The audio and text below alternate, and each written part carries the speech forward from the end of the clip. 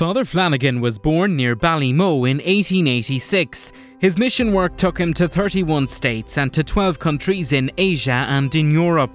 He's best known for establishing Boys Town in 1917, a place which offered education and a home for the poor and troubled boys of Omaha.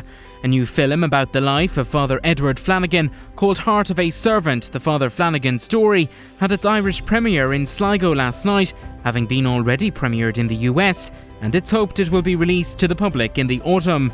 Elphin Bishop Kevin Doran has been telling me more.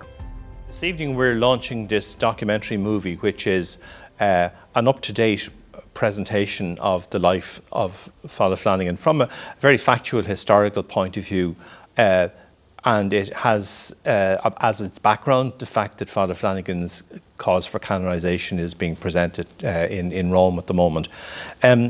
For me, this is very different in a way from the old 1935 movie with all the story of Father Flanagan in full drama. That was really what I knew about Father Flanagan. This movie actually tells us a bit more about, I suppose, the inner workings of the man, the deep sense of prayerfulness which motivated him in his love of people, beginning with homeless and unemployed men, and then recognising that actually the only way he could really make any improvement in the situation in Omaha was to actually start working with vulnerable young people. And it started off, like an awful lot of these things, very small, and he met with some significant opposition in Omaha because he had young people who were both Catholic and Protestant, black and white, all together in the one house. And so his solution to that was to move the whole thing onto a farm outside the city of Omaha, where he was, if you like, beyond the reach of the institutions, and he just continued doing what he was doing. First and foremost, Father Flanagan got his start in ministry in the United States by running a working men's hotel. So he was working with men who at the turn of the century were really the people who were discarded by the shift from an agrarian economy to a modern industrial one. These were men who had trouble finding jobs. Some of them were addicted to alcohol or drugs. Some of them probably had mental health problems. But either way, they had trouble staying in housing and trouble staying in jobs. Father Flanagan opened this hotel for them. He counseled them. He tried to help them find jobs. But the other thing that he was finding was that no matter what he did for them, it seemed that it never quite helped in a long-term way. And he had a realization one day that all of these broken men were at one time whole, beautiful, complete children. And that his calling was actually to prevent those boys breaking in the first place, because it's very hard to put them back together once their spirits have been shattered and their potential has been squandered. Such a wise and intelligent thing to do, and he could often be a little bit controversial at times as well. Oh, Boys Town sounds like it should be uncontroversial. It was built on Father Flanagan's very simple principle that there is no such thing as a bad boy, which in some ways is a radical statement. It meant there was no such thing as a bad boy, no matter what race that boy was. There was no such thing as bad biology, bad genetics. There was no such thing as somebody who was irretrievably bad. There was no such thing as a bad boy by virtue of being the wrong religion, worshiping at the wrong altar. What he saw was bad parenting and a society that was too willing to discard its children. That's kind of a radical notion right there. But his belief in the inherent dignity and worth of every single child he encountered, regardless of whether they were white, black, Indigenous American, Latin American, it didn't matter. All were welcome at Boys Town, regardless of race, creed, or religion. How well known is Father Flanagan in parts of the United States? It's really variable. With elder generations, they either would have seen the Hollywood film from 1938, Boys Town, so some people know him that way. My mother's generation talks about having received fundraising letters every year from Father Flanagan.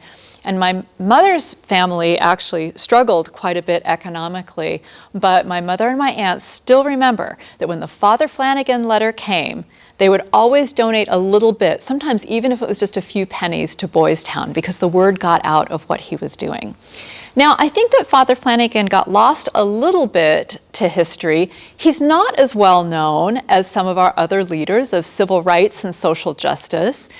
Part of that might be because Catholicism was not really seen to be part of the mainstream of American life until only the last few recent decades. And part of it is just because in order for history to be known, we have to make it known. It doesn't happen on its own. So my hope is that this film can be part of the corrective to that, because I personally believe that we need much more Father Flanagan in our lives in the world as it exists today. My name's Ed Flanagan. I'm the great nephew of Father Flanagan. My grandpa and him were brothers. And of course you visited Boys Town, and you might tell me a little bit about that. Yeah. In fact, I not only visited, I was there as a kid myself for 8 years.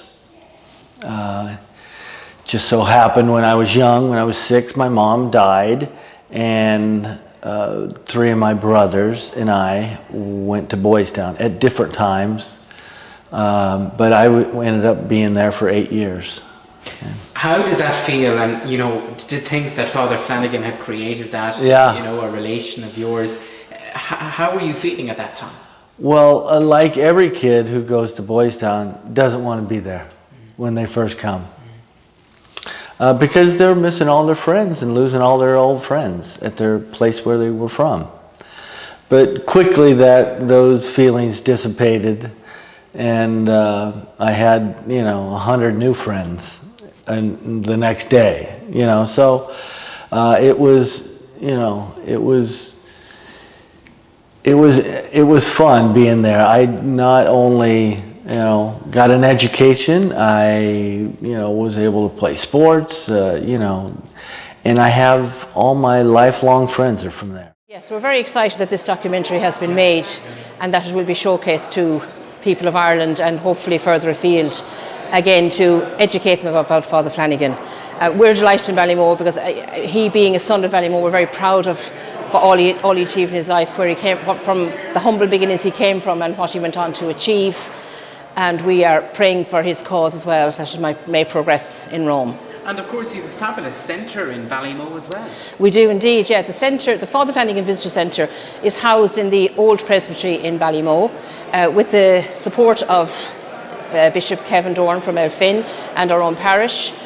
We have managed to transform the presbytery into a wonderful visitor centre where you can come in and walk through and learn about the life of Father Flanagan and the Ireland of his time and all that he went on to achieve. So it is opened August 2022. So. And I suppose in that year, have you seen people taking an interest in the centre and indeed in Father Flanagan? I presume when people come from the States and across Ireland, it's popular. Yes, we have quite a variety of people come to visit us. This summer season has been very good. It's people coming and going lots of days, and a lovely thing, we had 2 local schools primary schools come in visit just before the summer holidays. That was really wonderful to see kids there. There's such an interest, asked interesting questions. So we're looking forward to that centre developing in the future and to welcoming people. We have a Facebook page, an Instagram page, and so come on and we'll welcome you.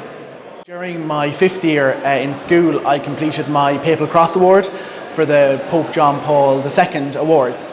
And I suppose as part of that Papal Cross Award, I had to kind of complete a number of aspects. So one of which was a project where you had to conduct a piece of research into, I suppose, a person or a place of religious significance, either in Ireland or in the world. And I suppose, being a student in Summerhill, I suppose I was very aware of Father Flanagan and the work that he did. Now, I suppose I didn't have a huge amount of information, so him being a past pupil of Summerhill, I suppose, inspired me to complete my project on Father Flanagan. I suppose on top of that, moreover, he would have come from Leabeg, Ballymoe in County Roscommon, so that's where my maternal grandmother, so she would have attended Rimba Temple National School, where Father Flanagan also went, as well as my granduncle, so my mother, there'd be quite a family connection there as well. So I suppose I knew kind of an overview of the work he had done in terms of Boys Town, but I suppose I wanted to get a more in-depth look